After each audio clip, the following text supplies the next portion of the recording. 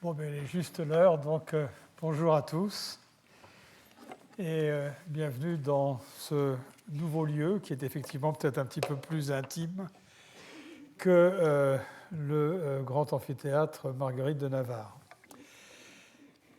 Donc, dans le passage en revue des politiques économiques qui affectent le processus de développement, je vais considérer aujourd'hui les politiques qui touchent au secteur financier, qui est à l'évidence un secteur clé du développement et de la croissance. Et on va voir pourquoi dans un instant, puisque c'est le secteur qui alloue, distribue, collecte l'épargne et donc les ressources qui peuvent être investies à chaque période dans une économie et qui vont provoquer sa croissance. En même temps, on sait que c'est un secteur dont le développement, en tout cas ces dernières années dans les pays développés, a montré qu'il comportait un certain nombre de dangers. Et en fait, et c'est un point sur lequel on reviendra, on a dans les pays en développement, peut-être beaucoup plus les pays émergents que les pays moins développés, on a de nombreux exemples de crises financières de première grandeur qui ont définitivement affecté les performances de développement de certains pays pour des périodes relativement longues. Donc voilà le thème de notre discussion d'aujourd'hui. Je pense aussi que c'est un thème qui prend d'autant plus d'importance que dans le processus de mondialisation que nous sommes en train de vivre, on a cette composante de financiarisation de l'ensemble des économies. Et un certain nombre de problèmes liés au secteur financier se posent dans des termes aujourd'hui qui n'étaient pas exactement les mêmes que ceux qu'ont rencontrés des pays aujourd'hui développés il y a une cinquantaine d'années. Et donc c'est assez important de prendre cette dimension aussi d'espèce de progrès technique, d'innovation continuelle qui peut avoir lieu dans ce secteur au cours du temps et qui affecte à un moment ou à un autre l'ensemble des pays. Plus précisément, la motivation et l'objectif de cette séance, on peut résumer de la façon suivante. Alors, le principe de base, c'est qu'un secteur financier qui facilite les échanges entre les agents économiques, quels qu'ils soient, qui alloue l'épargne disponible, qui la collecte et qui l'alloue de façon efficace, est probablement une condition qui est nécessaire au développement, probablement pas une condition suffisante, mais une condition nécessaire. En même temps, le secteur financier, dans les économies en développement comme dans les économies développées, est souvent déficient pour plusieurs raisons. Alors, d'une part, l'intermédiation qu'offre le secteur financier entre des épargnants d'un côté et des investisseurs de l'autre peut ne pas être satisfaisante. Autrement dit, le secteur financier peut allouer des ressources à des secteurs ou à des entreprises qui ont peu de rentabilité privée ou sociale. Et d'un autre côté, le secteur financier peut aussi être relativement faible dans la collecte de l'épargne auprès de l'ensemble des agents dans une économie. Et puis, l'autre problème, comme je l'ai dit, c'est que le secteur est parfois une source de crise majeure, la plupart du temps du fait d'une prise excessive de risque de la part des agents qui opèrent sur ce marché, et ce qui vient avec cette prise excessive de risque, en fait, une régulation défectueuse de la part des autorités qui supervisent les marchés financiers. Et de nouveau, on a vu un exemple d'une régulation défectueuse dans le cas de la crise de 2008. À ces aléas, à ces faiblesses qu'on peut considérer comme propres à un pays particulier, avec son système particulier, il faut ajouter les aléas qui proviennent des relations avec l'extérieur. À l'extérieur, les taux d'intérêt peuvent bouger de temps en temps de façon relativement importante. On est aujourd'hui avec des taux internationaux qui, à très court terme, sont proches de zéro. Il y a une quinzaine d'années, on avait des taux à court terme qui étaient beaucoup plus proches de 3 ou 4%. Donc on a vraiment des différences importantes qui surviennent et qui peuvent provoquer des remous à l'intérieur d'une économie particulière. Et puis, un point sur lequel on insistera durant cette session, les mouvements de capitaux avec l'extérieur, avec le reste du monde, c'est-à-dire les sorties de capitaux du territoire national vers l'étranger, éventuellement des paradis fiscaux, comme l'entrée de capitaux sous forme d'emprunts auprès de banques étrangères, mais aussi d'émissions d'obligations auprès des agents ou des marchés financiers étrangers. Tout ceci concourt également à une certaine faiblesse, à un certain danger sur les marchés financiers ou dans le secteur financier de beaucoup de pays en développement.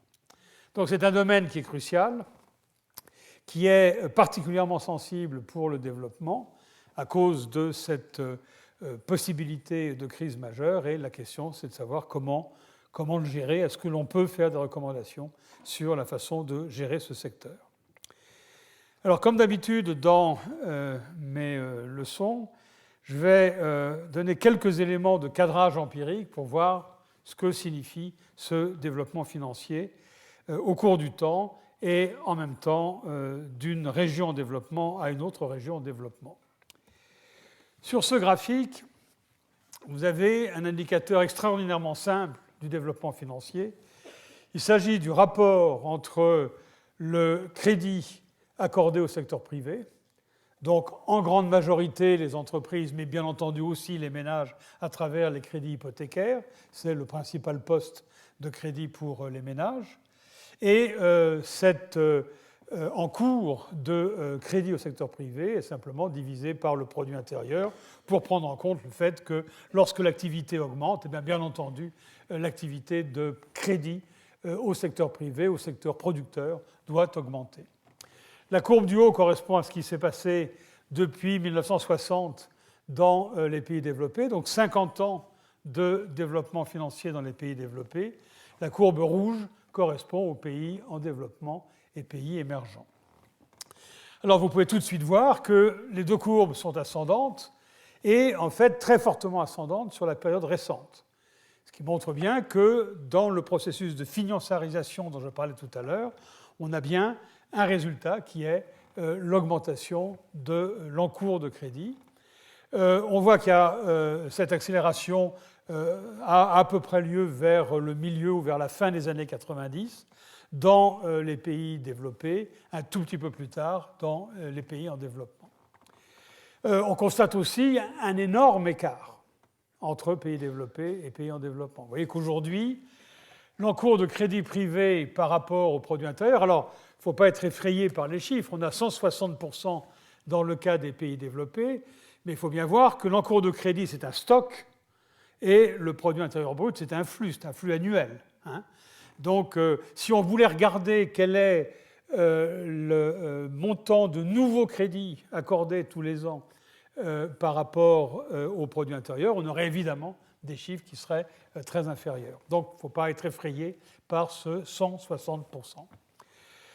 Mais dans les pays en développement, on voit que le même chiffre est plus proche de 50%, entre 40 et 50%, donc l'écart est absolument colossal. Beaucoup plus que ça, vous voyez que si on fait l'hypothèse, et ce n'est pas une bonne hypothèse, mais si on faisait l'hypothèse que le processus de développement se répète historiquement et le chemin par lequel sont passés les pays développés est le chemin que suivront les pays en développement, on pourrait dire qu'aujourd'hui, en 2009, je crois que c'est le dernier point sur ce graphique, le développement financier dans les pays en développement est équivalent à ce qu'il était il y a à peu près 40 ou 50 ans dans les pays développés. Alors, ça n'est pas vrai complètement dans la mesure où la nature des instruments financiers n'est pas la même aujourd'hui que ce qu'elle était il y a 40 ans, mais ça donne tout de même une petite idée du décalage très très important qui existe entre les deux ensembles de pays. Ce qui est aussi assez remarquable, quand on regarde la courbe rouge, c'est qu'on voit qu'elle suit assez bien, si vous vous en souvenez, la conjoncture des pays en développement, avec une période plutôt favorable dans les années 60 et début des années 70, et puis une période de stagnation, ce qu'on a appelé la décennie perdue du développement durant les années 80 et en fait jusqu'au milieu des années 90.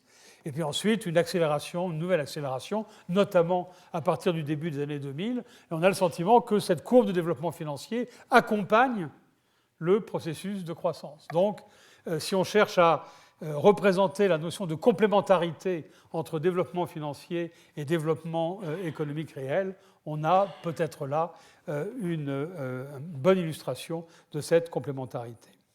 Alors, est-ce que cette courbe agrégée pour l'ensemble des pays en développement ne cache pas des disparités importantes entre régions?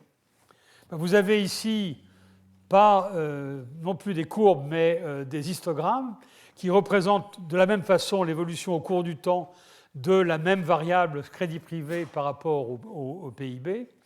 Et les 4 barres pour chacune des régions du monde correspondent aux années 1981, 1990, 2000 et 2009. Donc c'est à chaque décennie, au début de chaque décennie, le chiffre correspondant. Et ce que l'on voit, c'est qu'effectivement, les histogrammes correspondent à ce qu'on a vu sur la courbe précédente. Dans l'ensemble des pays en développement, si on prend les régions, on a un rapport crédit privé sur PIB qui va de 25% pour l'Afrique subsaharienne à un peu plus le double pour le Moyen-Orient et l'Afrique du Nord, avec un point d'accumulation à 50% pour l'Amérique latine, pour l'Asie de l'Est.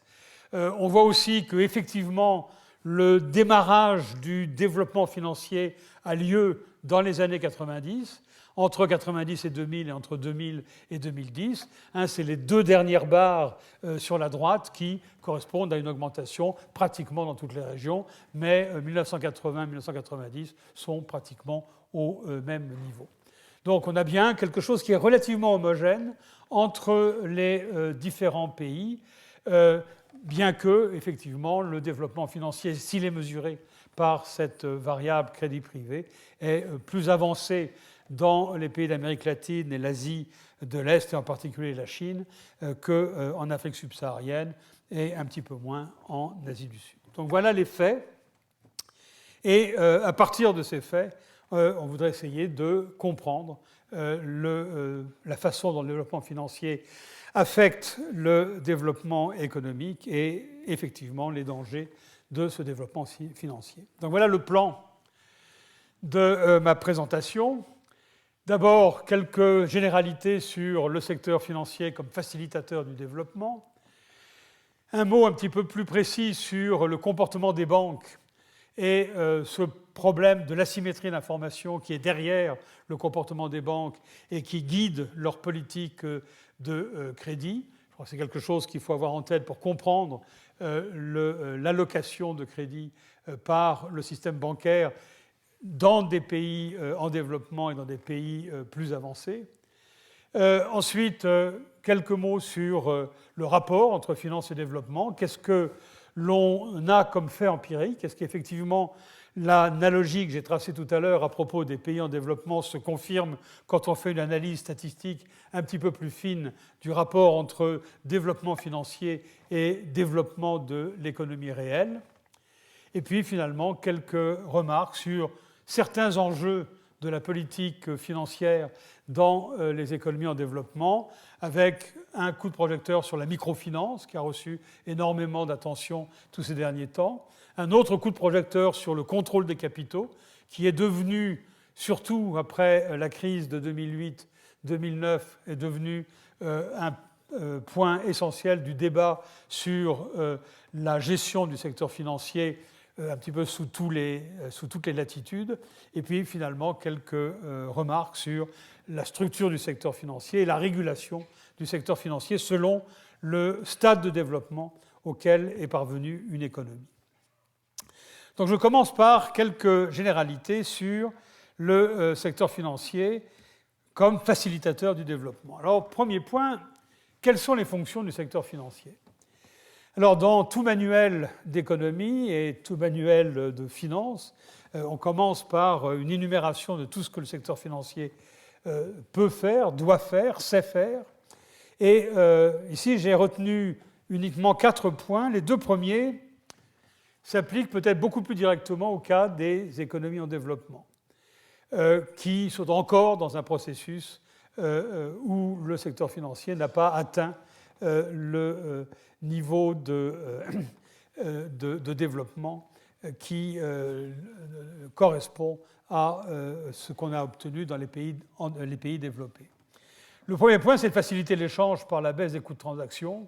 C'est simplement le fait que c'est plus facile de faire des opérations avec la possibilité d'effectuer des paiements à travers le secteur bancaire, quel que soit le support du paiement, que ce soit des cartes de crédit, que ce soit des virements, que ce soit des chèques, peu importe, et éventuellement même des billets de banque. Et ça, c'est évidemment une des fonctions importantes du développement financier.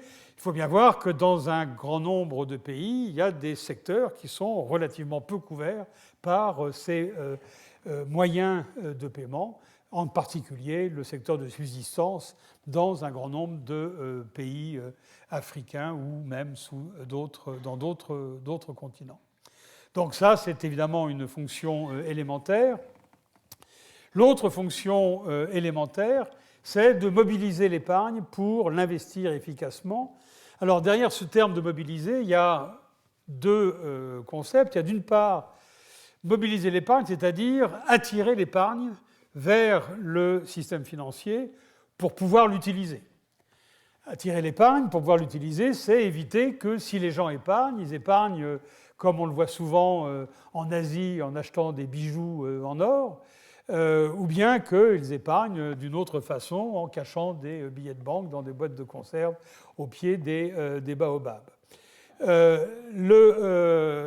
Attirer cette épargne, c'est offrir aux épargnants potentiels une sécurité sur leur épargne, et ça, le secteur financier peut le faire grâce à un phénomène tout à fait important qui est la diversification des risques.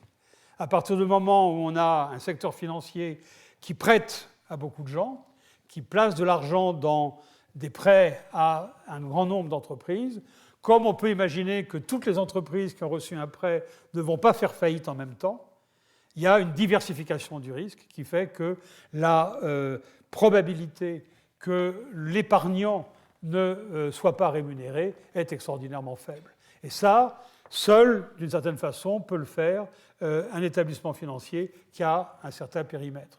Le prêteur local, dans un petit pays, dans un petit village indien ou dans un village africain, est tout à fait incapable d'avoir cette diversification des risques. Et ça, c'est la façon dont le secteur financier peut attirer l'épargne des ménages à différents niveaux de revenus.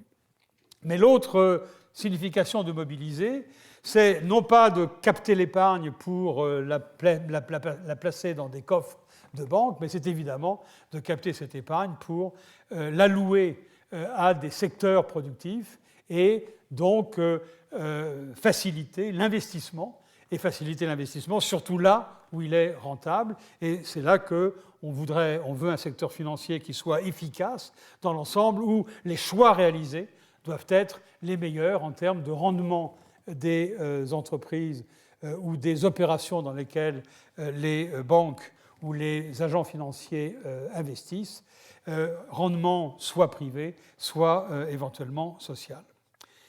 Dans des économies un peu plus avancées, une autre fonction du secteur financier, c'est finalement une fonction d'information. Le secteur financier peut améliorer l'allocation du capital en produisant de l'information sur les opportunités d'investissement. C'est-à-dire que ce n'est pas nécessairement quelques agents, les banquiers, qui placent de l'épargne dans différentes activités dans l'économie.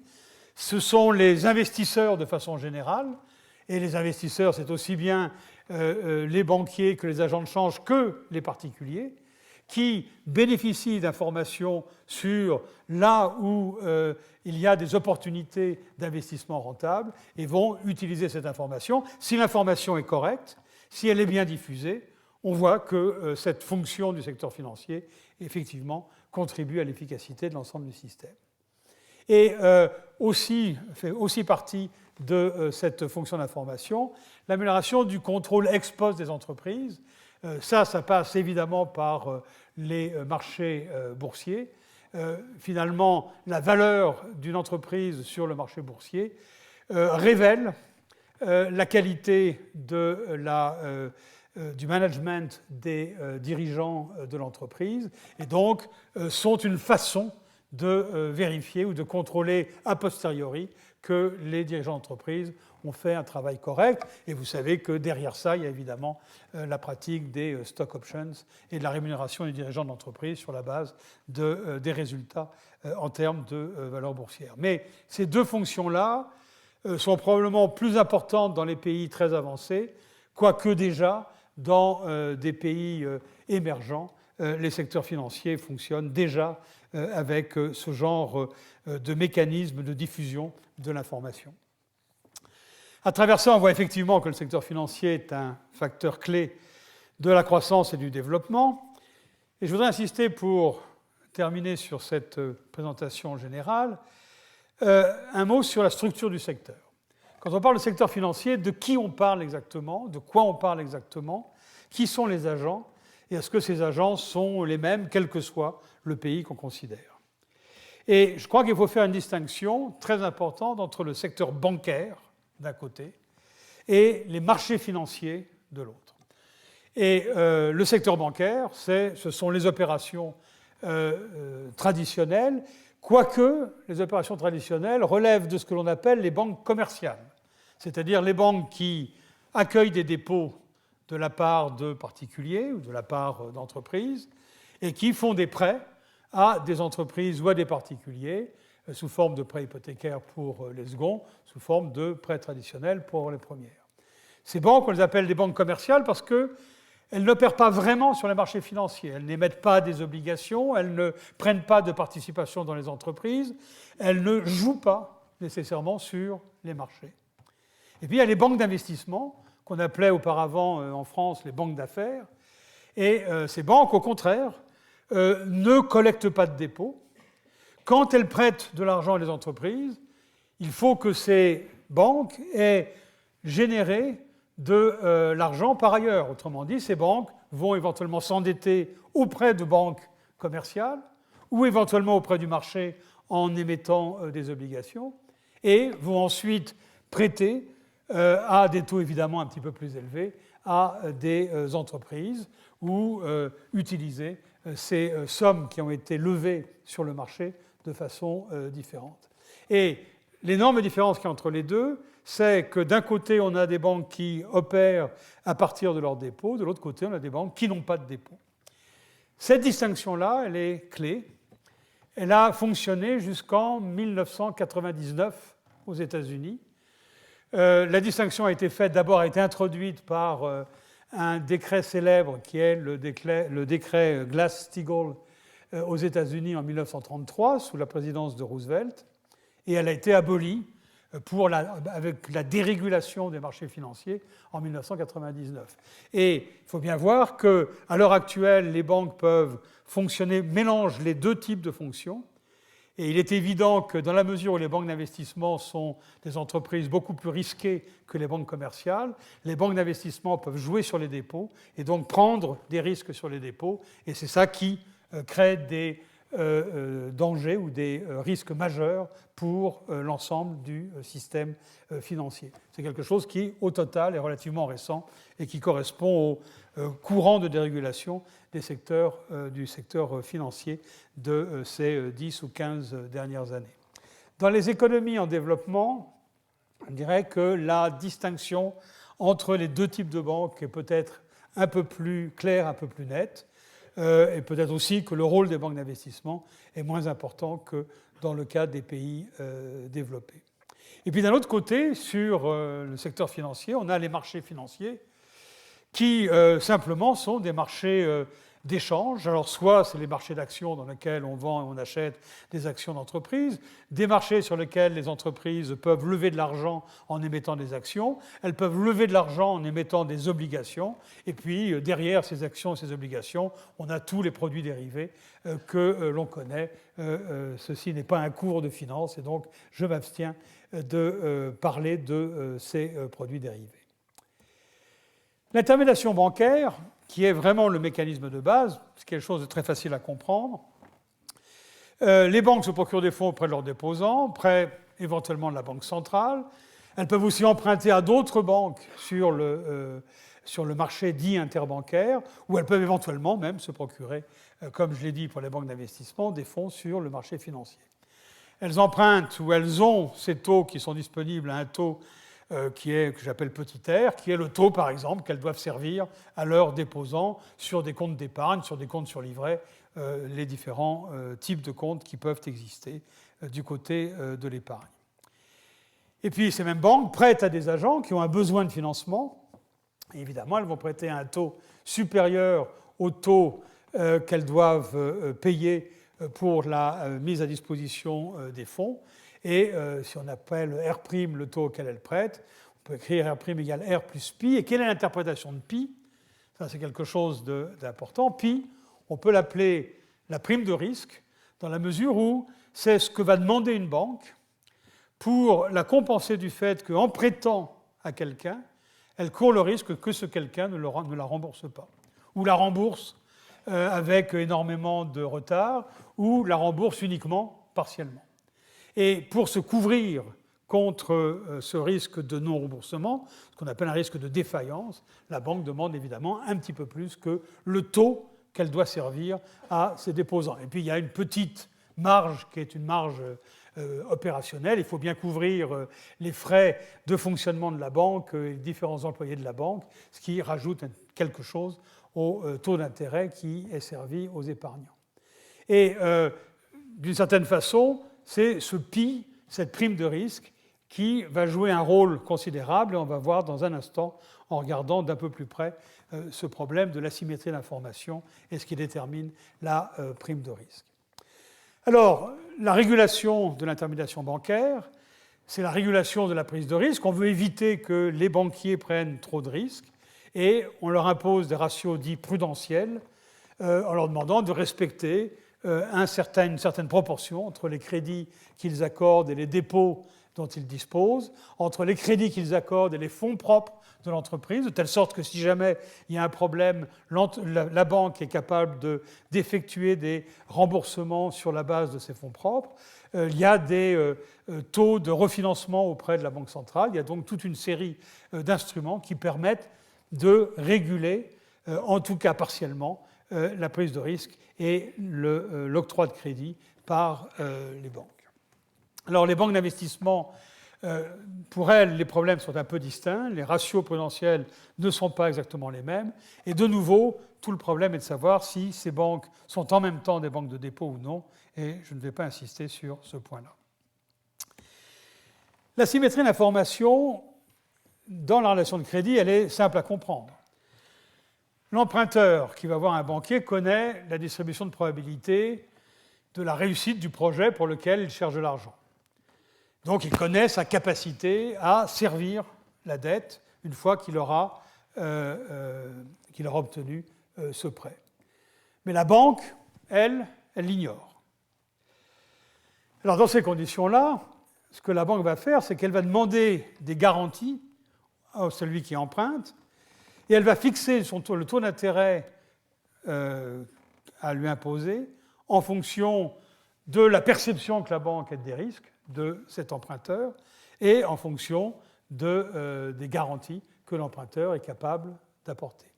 Si l'emprunteur est capable de dire « j'ai un collatéral très important, telle personne ou telle entreprise ou telle société se porte garante de mon remboursement », et si la société en question ou la personne en question est de toute confiance, il est évident que cette personne obtiendra un prêt à un taux relativement faible, parce qu'elle est capable d'amener un certain collatéral.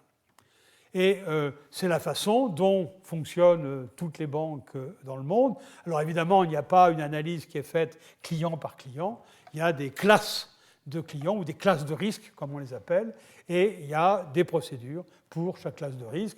Quand vous allez demander un emprunt pour un appartement que vous voulez acheter dans une banque en France, immédiatement, on vous demande votre niveau de revenu, on vous demande ce que vous êtes capable d'offrir en termes de garantie, si vous avez déjà une résidence quelque part, etc., etc. C'est exactement la façon dont fonctionnent les banques.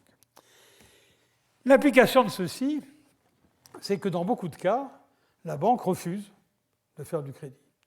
Ou bien la prime de risque qu'elle devrait exiger pour équilibrer ses affaires est telle que le client ne peut pas payer un tel taux d'intérêt, et dans ces conditions-là, le client est écarté du marché.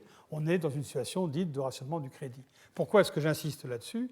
Simplement parce que vous pouvez imaginer que dans une économie en développement, on a une très grande majorité de gens qui sont purement et simplement exclus du crédit.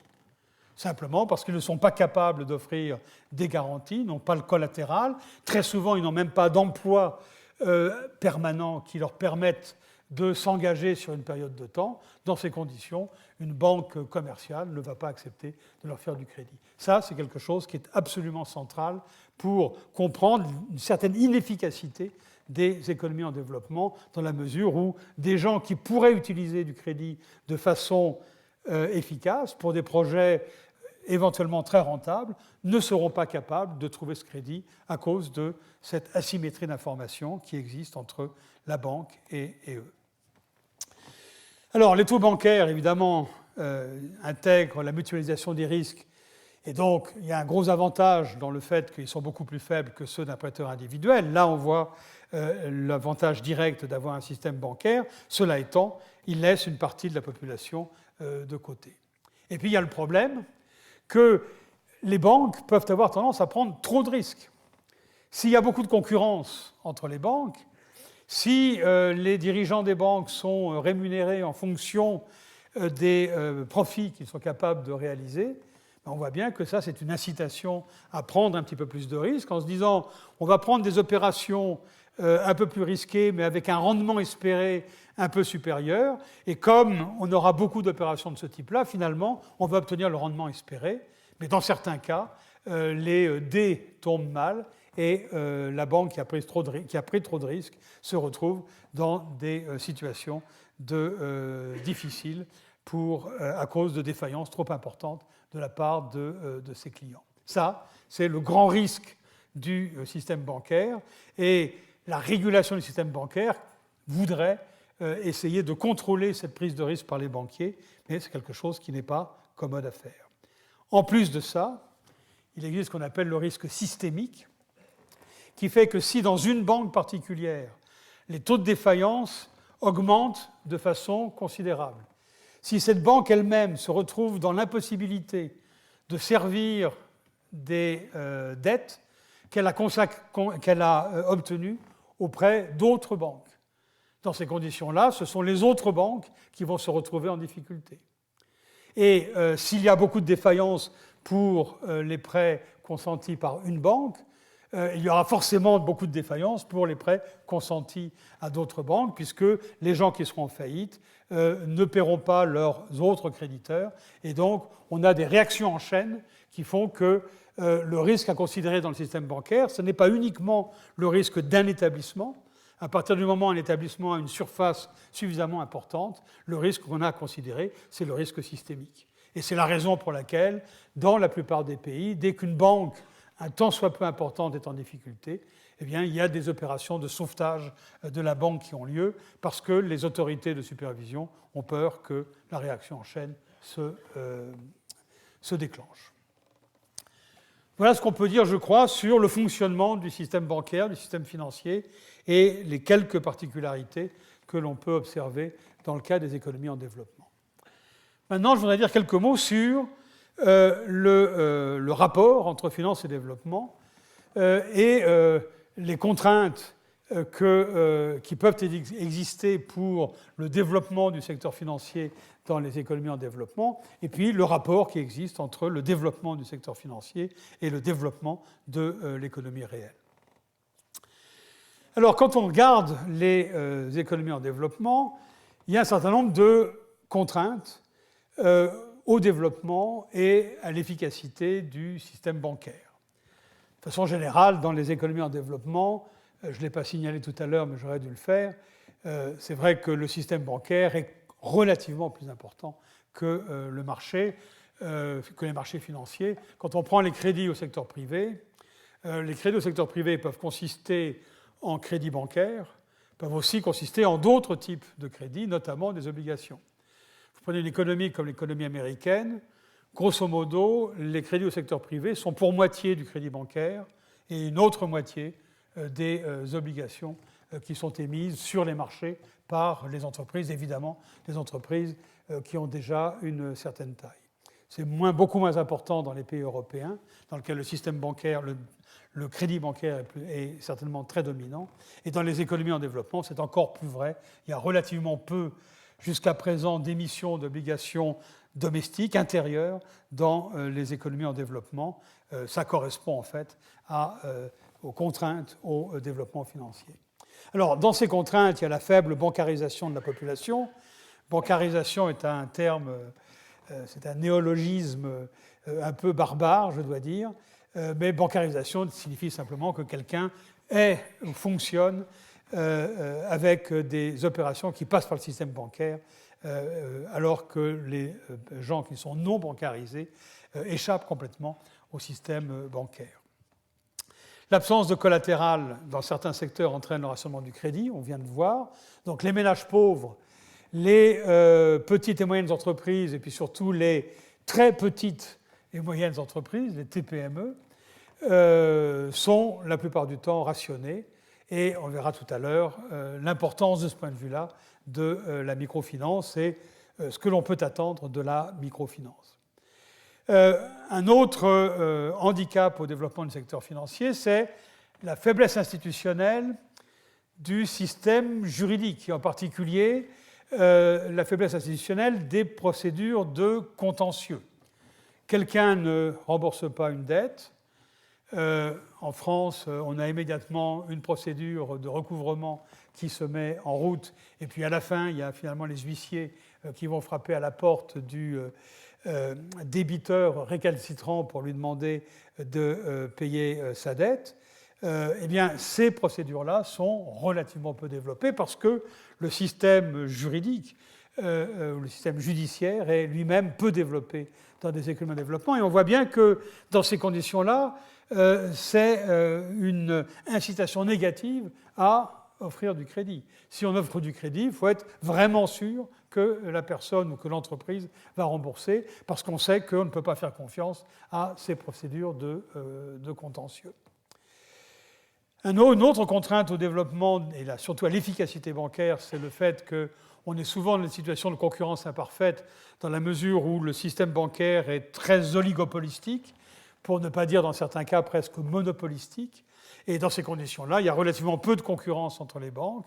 Et donc, avec peu de concurrence entre les banques vont servir des taux d'intérêt extraordinairement bas à leurs déposants, sur compte d'épargne, et vont demander des taux d'intérêt extrêmement élevés à leurs débiteurs, sauf si, évidemment, les débiteurs font partie du même groupe, de la même élite économique, auquel cas il peut y avoir des opérations qui relèvent de la courtoisie ou qui relèvent du copinage. Et c'est quelque chose que, de nouveau, on observe très souvent et qui nuit ou qui va à l'encontre de l'efficacité de l'allocation du crédit. En particulier, la concentration du crédit sur les grandes entreprises relève un peu de tous ces arguments-là, et en particulier du fait que c'est plus facile, on peut faire plus confiance à une grande entreprise qu'à une entreprise de taille moyenne. Sur le marché financier, donc pas le marché bancaire, les problèmes sont un peu identiques, faible diffusion et faible transparence de l'information économique. Pour opérer sur un marché boursier, La moindre des choses, c'est de savoir ce qui se passe dans les entreprises dont on veut acheter une action ou dont on veut vendre une action. Si cette information est très mauvaise, comme c'est souvent le cas dans des économies peu développées, simplement parce qu'il y a peu d'analystes financiers et donc cette information-là ne circule pas, il est évident que ce n'est pas une incitation pour aller acheter des actions et opérer sur le marché financier. Faible confiance dans la gouvernance des entreprises, avec éventuellement beaucoup de volatilité dans ces économies, donc qui implique un risque supplémentaire. On achète aujourd'hui, on se dit que le jour où on voudra revendre, peut-être que le marché sera extrêmement bas, et dans ces conditions-là, on aura perdu. Donc plus il y a de volatilité dans l'économie, et moins on est attiré par des placements sur les marchés financiers. Et puis le gros problème, c'est une liquidité qui est très limitée. Vous achetez un papier sur ces marchés, quelques années ou quelques mois plus tard, vous voulez revendre parce qu'il y a un choc que vous n'aviez pas anticipé. Mais si le marché est très peu liquide, soudainement vous voulez vendre, mais vous ne trouvez personne qui veut acheter. Et dans ces conditions-là, vous vous trouvez soit à vendre à des prix extrêmement bas, soit ne pas vendre du tout, ce qui est effectivement encore une possibilité, mais qui entraîne un problème de liquidité dans votre propre budget. Donc voilà les raisons pour lesquelles le secteur financier se développe uniquement de façon très progressive dans les économies en développement, ce qu'on a pu voir tout à l'heure en regardant ces graphiques au cours du temps et d'une région en développement à une autre région en développement. Quelques faits empiriques maintenant. On a fait sur les marchés financiers ce qu'on a fait, ou ce que les économistes ont fait à peu près avec toutes les variables possibles et imaginables pour expliquer la croissance. On a essayé de voir si il était vrai qu'une économie dans laquelle le secteur financier est plus développé que dans une autre va en moyenne croître plus vite. Et de ce point de vue-là, il y a un papier un article qui a eu beaucoup de succès il y a maintenant une vingtaine d'années, où les auteurs ont montré qu'en prenant une coupe transversale de pays, il y a une centaine de pays, eh bien on observe que la croissance entre 1960 et 1990 est très significativement plus rapide dans les pays dont le secteur financier est le plus avancé en 1960. Autrement dit, on n'est pas en train de regarder en même temps le développement du secteur financier et de l'économie réelle. On regarde l'état du secteur financier au début de la période et les performances de l'économie durant la période.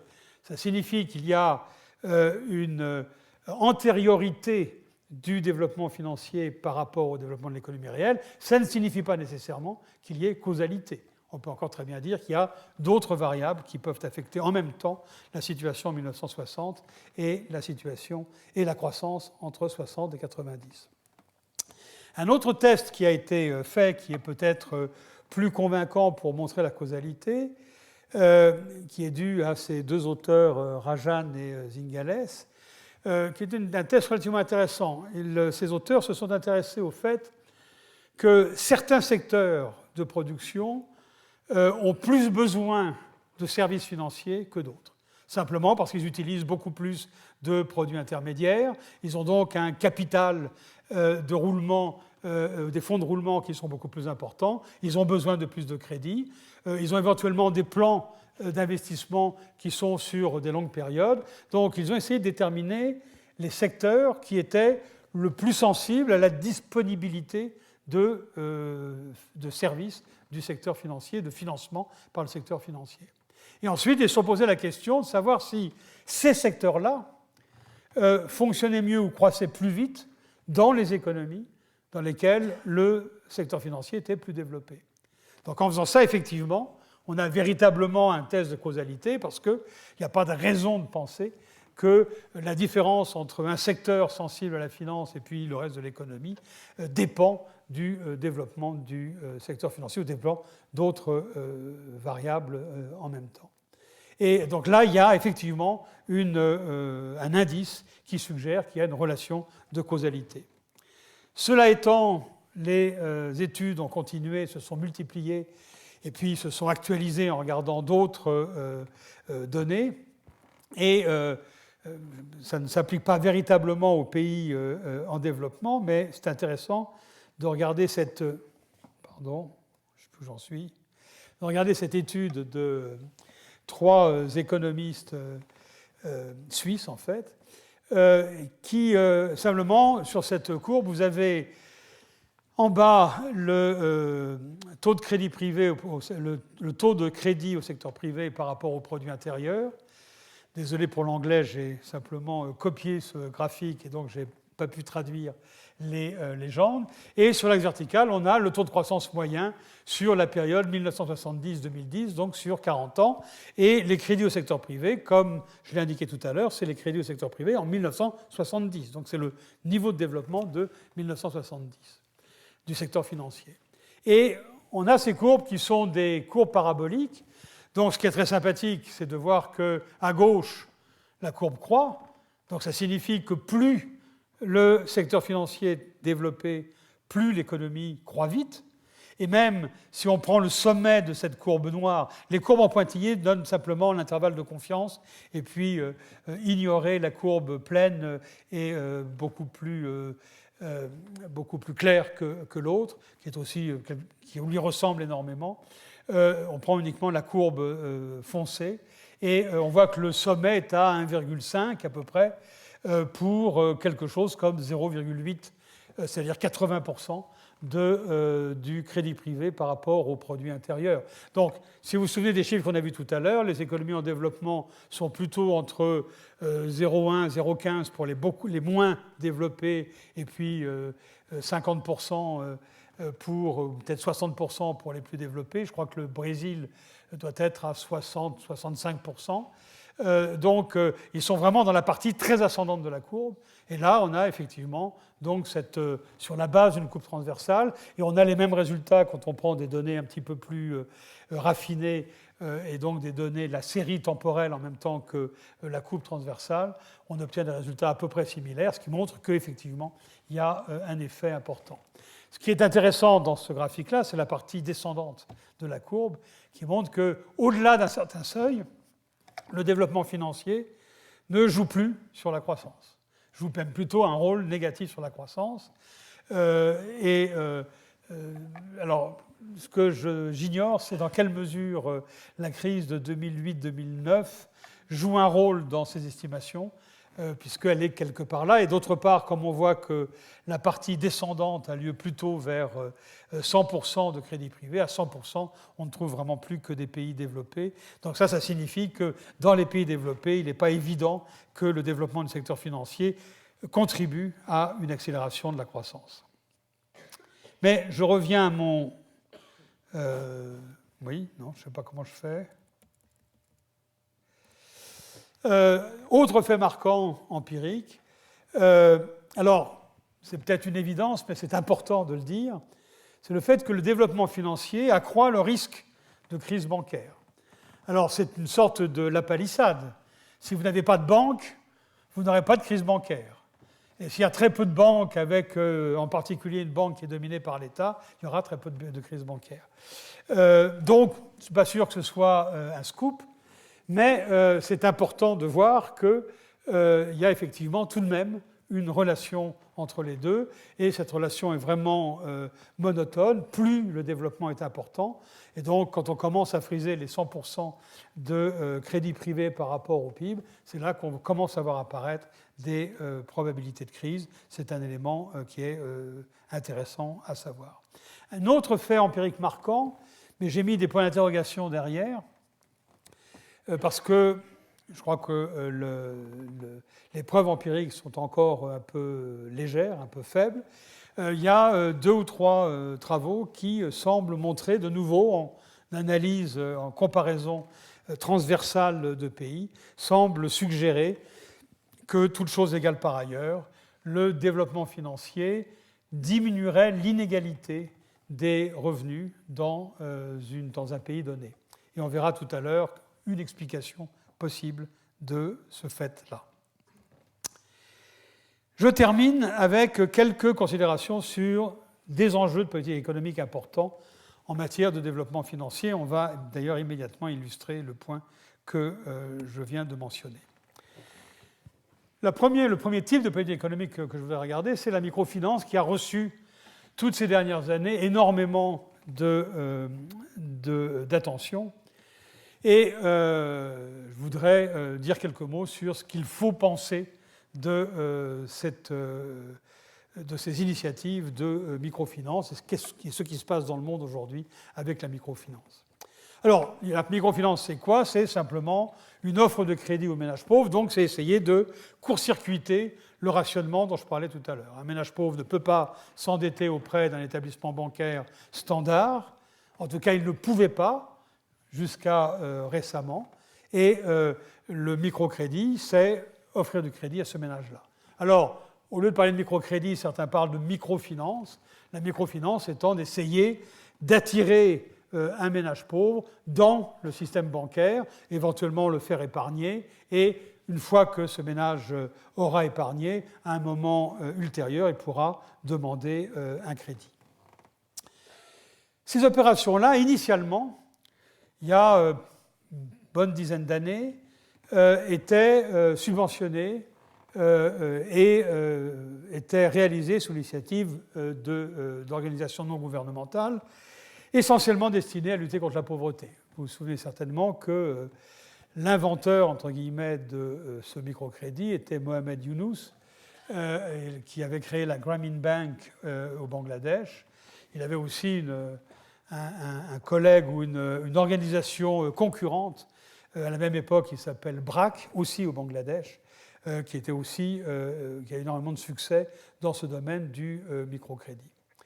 Et l'idée de Yunus et l'idée de BRAC était de dire on va faire du crédit à des ménages pauvres qui n'y ont pas accès en leur demandant un taux d'intérêt faible, et on va être capable d'opérer avec des taux d'intérêt faibles parce qu'on va maximiser la probabilité de remboursement par ces ménages. Et c'est là qu'est né ce modèle du crédit collectif, où on avait des groupes de ménages qui empruntaient au même établissement, à la même ONG, et qui étaient solidaires les uns des autres dans le remboursement, ce qu'on appelait le crédit collectif. Donc il y a eu beaucoup de développement autour de ça, et ce qu'on constate aujourd'hui, c'est que ce microcrédit est entré dans la pratique des banques commerciales. Je me souviens d'une expérience qui avait été faite il y a un certain nombre d'années au Brésil, à Rio, dans lequel un de mes anciens étudiants, qui était secrétaire d'État de l'État de Rio, avait décidé d'introduire le microcrédit dans des favelas de Rio, avait contacté une banque en lui disant voilà, on vous subventionne, les taux d'intérêt que vous pouvez offrir aux gens, et sur cette base-là, on vous demande de faire du microcrédit dans les favelas. Au bout de 2 ans, ils ont tiré la conclusion en disant bah oui, ça fonctionne bien, et ils ont proposé à la banque de reporter l'accord, et la banque a répondu non, c'est plus la peine, on va se débrouiller tout seul. On a compris comment ça marchait, on a compris qu'il y avait vraiment un business, qu'il y avait vraiment un marché là, et on va opérer ce marché. Et aujourd'hui, quand vous prenez les opérations de microcrédit dans le monde, vous vous rendez compte qu'à 98%, elles sont réalisées par des banques qui ont pignon sur rue et qui utilisent à l'heure actuelle, évidemment, des techniques très différentes. Le credit scoring, maintenant, vous avez dans la même favela dont je parlais tout à l'heure, les gens arrivent avec un micro-ordinateur portable, posent des questions aux gens, rentrent les réponses et disent immédiatement, étant donné tout ce que vous m'avez dit, je peux vous prêter tant avec telle maturité et à tel taux. Et les choses vont encore un peu plus loin parce que le crédit est maintenant consenti de façon dynamique. Donc on dit aux gens, on vous donne un premier crédit de temps. Et puis dans 6 mois, quand vous aurez remboursé, on rediscutera et on vous fera un nouveau crédit pour une somme un peu plus importante et éventuellement pour un taux un petit peu plus faible. Et donc, évidemment, c'est dans l'intérêt de celui qui emprunte de tenir ses engagements pour avoir le droit au deuxième emprunt, etc., etc. Donc les techniques qu'utilisent les banques se sont énormément améliorées, et donc aujourd'hui, ce sont des opérations qui relèvent de plus en plus des banques. Alors, elles demandent des taux d'intérêt qui sont éventuellement un petit peu plus élevés dans la mesure où il n'y a strictement aucun subventionnement de leurs opérations. Mais effectivement, les choses se sont développées de façon extrêmement rapide.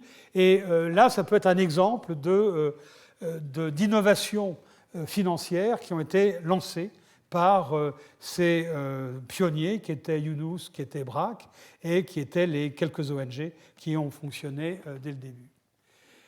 Le petit problème que tout ça pose, c'est que quel est l'effet de ces opérations sur la pauvreté? C'était l'objectif initial du microcrédit. Est-ce qu'on peut dire, en évaluant des opérations de microcrédit, que ce microcrédit contribue à diminuer la pauvreté en donnant à des ménages pauvres des occasions d'investissement? Le fameux exemple de la femme indienne qui emprunte pour acheter une vache, pour vendre le lait de la vache, etc. etc. Bien, les évaluations qui ont été faites ne sont pas très conclusive. D'abord, c'est formidablement difficile d'expérimenter, parce que premièrement, vous ne pouvez pas comparer des gens qui ont reçu le microcrédit avec d'autres. Il y a évidemment un effet de sélection. La première population et la deuxième population ne sont pas des tirages aléatoires dans la population. Donc ce que l'on fait, c'est que ce que font les expérimentateurs, c'est qu'ils lancent des opérations de microcrédit dans certaines zones et pas dans d'autres zones. Et puis, au bout d'1 an, de 2 ans, de 3 ans, ils essaient de comparer les zones pour savoir si là où il y avait du microcrédit, il y a moins de pauvreté, il y a plus d'activités d'un certain type ou non. Mais la difficulté de ça, c'est qu'en même temps que ces expérimentations sont en cours, se développe le microcrédit par les banques. Et dans une opération de ce type-là, faite en Inde par Abhijit Banerjee et Esther Duflo, finalement, l'expérimentation a plus ou moins capoté parce qu'au bout de 2 ans, finalement, dans les zones de traitement et dans les zones de contrôle, il y avait une présence du microcrédit qui était à peu près comparable, et donc on ne pouvait plus véritablement faire de distinction entre les zones. Donc, on ne peut pas vraiment conclure que ça a un impact fort sur la pauvreté. S'il y a un impact, l'impact est probablement relativement faible, ou bien non estimable. On est encore dans une situation dans laquelle l'analyse économique est difficile, simplement parce qu'on ne peut pas isoler les effets. En revanche, on trouve que l'effet de ces opérations-là sur la bancarisation des ménages et sur l'épargne est très important. Donc on constate que définitivement, évidemment, les gens qui bénéficient d'un microcrédit seront des gens qui seront dans le système bancaire, qui vont utiliser un compte bancaire, qui vont épargner à l'intérieur du compte bancaire. Et c'est probablement là qu'il y a un assez gros avantage, parce qu'on peut penser qu'au bout d'un certain temps, avec un peu d'accumulation d'épargne, il y aura une possibilité pour ces ménages d'obtenir du crédit de façon beaucoup plus traditionnelle. Ce qui est intéressant ici, c'est qu'on peut aussi penser que ce développement du secteur financier, c'est une sorte de développement extensif du secteur financier. Par extensif, je veux dire la chose suivante. On peut imaginer le développement du secteur financier comme un petit peu plus de la même chose. C'est-à-dire, les mêmes emprunteurs ont de plus en plus de crédits. Mais on peut aussi voir le développement du secteur financier comme la population d'emprunteurs augmente. Et ça pourrait être un exemple d'augmentation de la population d'emprunteurs. Et ce qui est intéressant là, c'est que c'est quelque chose qu'on peut probablement mettre en rapport avec cette preuve un peu faible, mais intéressante, de diminution de l'inégalité liée au développement du secteur financier.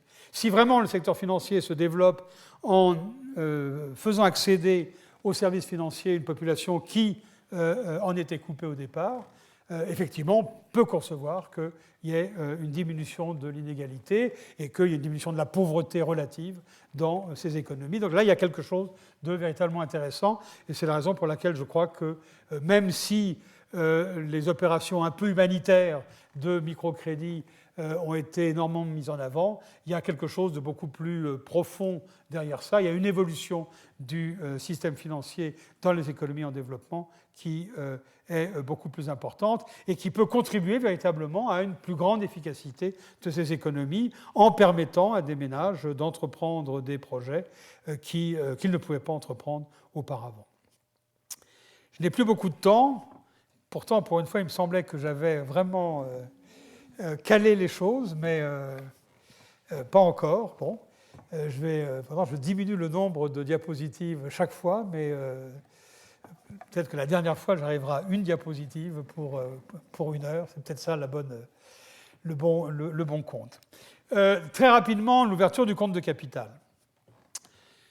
Il y a un peu plus d'une vingtaine d'années, avec l'évolution néolibérale des politiques recommandées par le Fonds monétaire international et la Banque mondiale, notamment en liaison avec la crise de la dette dans un grand nombre de pays en développement au début des années 80, une recommandation du Fonds monétaire et de la Banque mondiale était de libéraliser le système financier et en particulier d'ouvrir les échanges avec le reste du monde.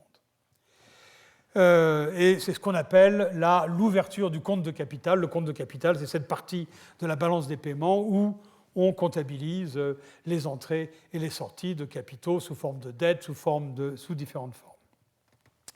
Alors, quels sont les capitaux qui sont derrière ? Alors, l'idée qu'il y avait derrière ça, c'est simplement une idée très, très simple de dire les économies en développement ont besoin de financement, le rendement du capital est probablement plus élevé dans ces économies parce qu'il y a moins de capital qu'ailleurs. Dans ces conditions-là, laissons les flux de capitaux absolument libres. Normalement, on devrait observer que le capital va affluer vers les économies en développement. Alors, les investissements étrangers directs ne sont pas vraiment en cause dans tout ça. Effectivement, les investissements étrangers directs, que ce soit pour produire des biens manufacturés et les réexporter, comme ça a été le cas en particulier en Asie, ou pour extraire des matières premières, comme c'est le cas dans beaucoup de pays africains ou latino-américains, ça ne pose pas de problème. Effectivement, il y a des opportunités d'investissement pour des investisseurs, pour les entreprises étrangères qu'elles utilisent, et les questions que ça pose ne rentrent pas dans la discussion que je vais avoir du compte de capital. Ce sont les autres flux qui posent des problèmes. Les autres flux, c'est quoi ? Sortie de capital.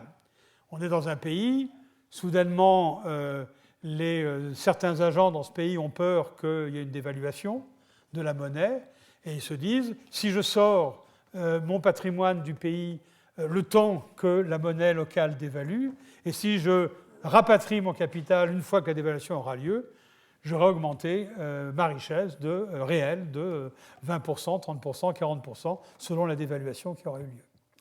Ça, c'est, on peut dire, de la fuite de capitaux pour des raisons anticipées, pour anticiper une dévaluation. Et puis on peut imaginer des sorties de capitaux de différentes manières. Ça peut être de la fuite de capital, de l'évasion fiscale, ça peut être sortir des capitaux qui ont été acquis illégalement, etc., etc. Mais s'il y a une liberté de mouvement de capitaux, évidemment qu'il y aura des sorties de capital de ce type-là. Dans l'autre sens, ça peut être des agents nationaux qui s'endettent auprès de banques étrangères. Donc telle entreprise au Chili, telle entreprise au Sénégal peut dire tiens, j'ai besoin d'un prêt pour développer tel investissement, je vais voir la Société Générale, je vais voir le Citigroup et je leur demande un prêt. Voilà une entrée de capitaux qui est absolument libre. Au Chili, la junte de Pinochet, sur les conseils des Chicago Boys en 1978-79, a introduit cette possibilité pour tous les agents de s'endetter directement à l'étranger. Et puis, ça peut être des investissements de portefeuille, dans lesquels des étrangers acquièrent des actions des entreprises nationales. Ça peut être des émissions d'obligations de la part d'entreprises nationales auprès des marchés internationaux. On a tous ces flux-là. Et puis, ça peut être aussi l'ouverture, qui a été recommandée de nouveau par le FMI et la Banque mondiale, aux banques étrangères, pour que les banques étrangères puissent venir opérer sur le territoire national. Alors, il se trouve qu'on a un assez grand nombre d'expériences malheureuses avec cette liberté des mouvements de capitaux. Le Chili en 1982, qui a été une crise absolument majeure, qui a en fait signé l'échec de la politique monétariste et des Chicago Boys au Chili après le coup d'État de 1973. Le Mexique de 1994, la Corée, l'Indonésie, les Philippines, c'est la crise asiatique de 1997, l'Argentine de 2001, et il y a un certain nombre d'économistes qui ont un récapitulatif de toutes les crises, et on a des crises pratiquement tous les ans et sous différentes latitudes. Et de façon générale, la structure de ces crises est toujours la même. Entrée massive de capitaux, attirés par un rendement élevé. Alors ça peut être les agents nationaux qui s'endettent auprès du reste du monde, ou ça peut être le reste du monde qui trouve que les taux d'intérêt sont très élevés dans ce pays-là et ont envie de s'y investir.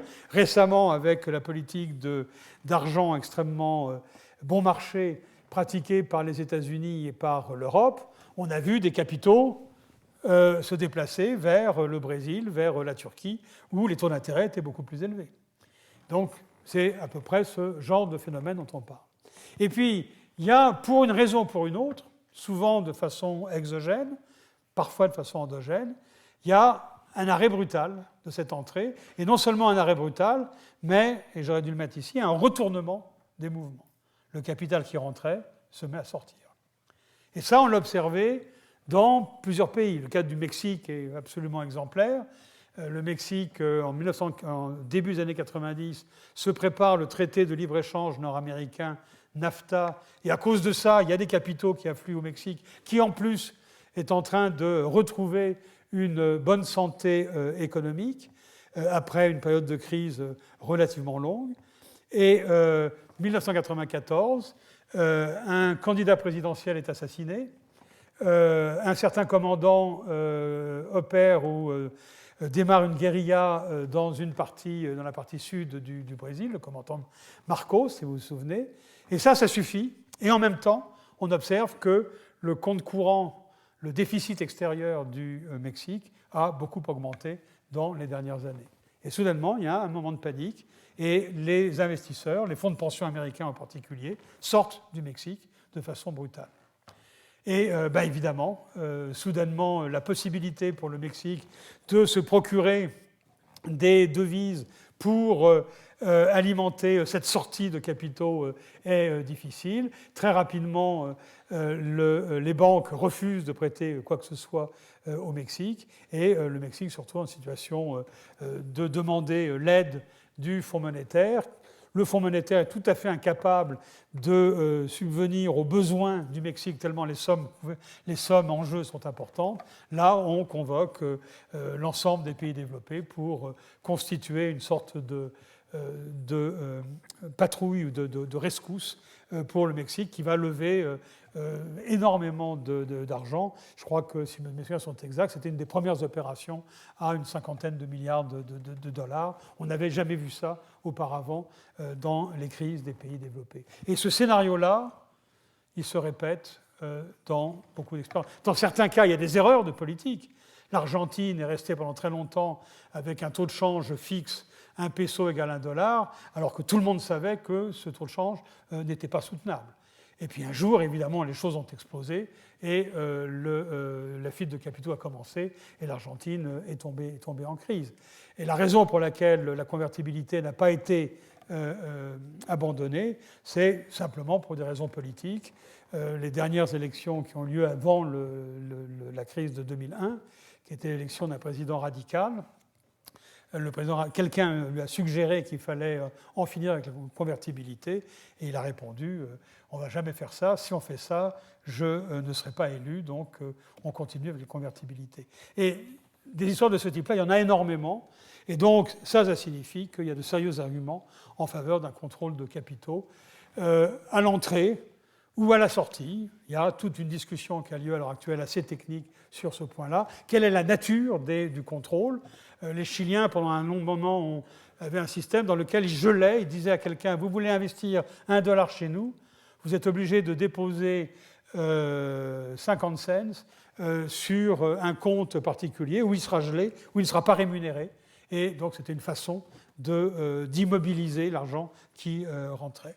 Il y a donc beaucoup de choses qui se font dans ce domaine-là, et c'est quelque chose qu'il faut prendre en compte.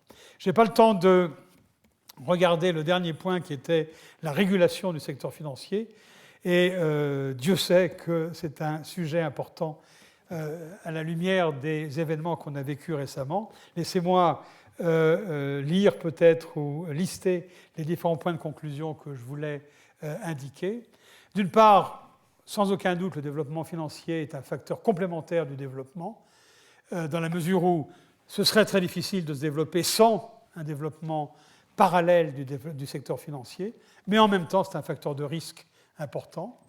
Les crises financières sont particulièrement dommageables au développement. Le cas du Chili de 1982, la baisse du produit intérieur brut qui a suivi la crise de 1982 a été de 18%. C'est à peu près la Grèce, un peu moins que la Grèce en 4 ou 5 ans ces dernières années. Ce sont des crises qui sont absolument épouvantables, dans lesquelles les pauvres sont évidemment beaucoup plus touchés que les autres. Ils sont touchés au moment de la crise, et ils sont touchés après la crise, au moment où on essaye de pratiquer des politiques qui vont permettre de rétablir l'équilibre. Quand on parle dans nos pays de l'austérité, c'est un petit peu cette histoire-là. Donc, du point de vue du développement, ces crises sont véritablement une catastrophe. Donc, c'est ce que je dis ici, les plus pauvres sont beaucoup plus affectés. Les crises sont extraordinairement diverses. Leurs causes sont très diverses. Contrôle trop lâche des mouvements de capitaux, mauvaise gestion du taux de change, endettement public excessif, réserves insuffisantes, politique monétaire inflationniste. On a, d'un certain point de vue, chaque crise est une crise originale dans laquelle la combinaison de causes n'est pas la même que dans une crise précédente. Et c'est la raison pour laquelle c'est difficile d'apprendre. Et on ne peut pas dire qu'une fois qu'on a vu une crise, on sait comment traiter toutes les autres crises. Chaque fois, les crises se présentent sous un jour tout à fait différent. Un autre phénomène est que l'ampleur des crises est de plus en plus importante et leur gravité dans le monde en développement est croissante. Par exemple, la crise asiatique a fait des dégâts absolument énormes sur les pays concernés. La crise argentine en 2001, l'Argentine a mis 3 ans ou 4 ans pour retrouver de la croissance effectivement assez rapide, mais elle a chuté de façon vertigineuse. Et un autre phénomène aussi qu'on observe dans les crises récentes, c'est la contagion internationale. Il y a une crise en Argentine et le lendemain, l'ensemble des pays émergents et des pays en développement ont du mal à se financer sur les marchés internationaux. Alors qu'ils sont parfaitement sains et que leur finance est menée et conduite de façon extraordinairement rigoureuse. Donc, en conclusion, qu'apprend-on des erreurs passées? Qu'apprend-on de ces différentes crises? Je crois qu'on apprend la prudence et le fait que dans la planification ou dans les politiques à utiliser pour favoriser le développement du secteur financier, en même temps, il faut maximiser son aspect de complément au développement de l'économie réelle, et en même temps, il faut tout faire pour minimiser la probabilité de crise. C'est ce qui est en train de se passer dans beaucoup d'économies en développement. Une économie comme le Brésil, dont on a beaucoup parlé ces derniers temps, parce qu'au moment où on a parlé de la fin de la politique monétaire accommodante américaine et donc du retour des taux d'intérêt à un niveau normal aux États-Unis, immédiatement il y a eu une sorte de vent de panique sur les marchés en disant mais voilà, les pays émergents vont voir le capital s'en aller. Dans un pays comme le Brésil, les réserves internationales qui ont été accumulées sont telles qu'il est très peu probable que si un événement de ce type-là se passe, le Brésil soit touché par une situation de sudden stop et soit condamné à une crise. Donc on a appris des choses, on sait effectivement qu'il faut énormément de prudence. De temps en temps, cet excédent de prudence amène à être un peu moins efficace. Peut-être que le Brésil n'utilise pas ces ressources et devises dont il dispose pour faire face à un accident du type sudden stop.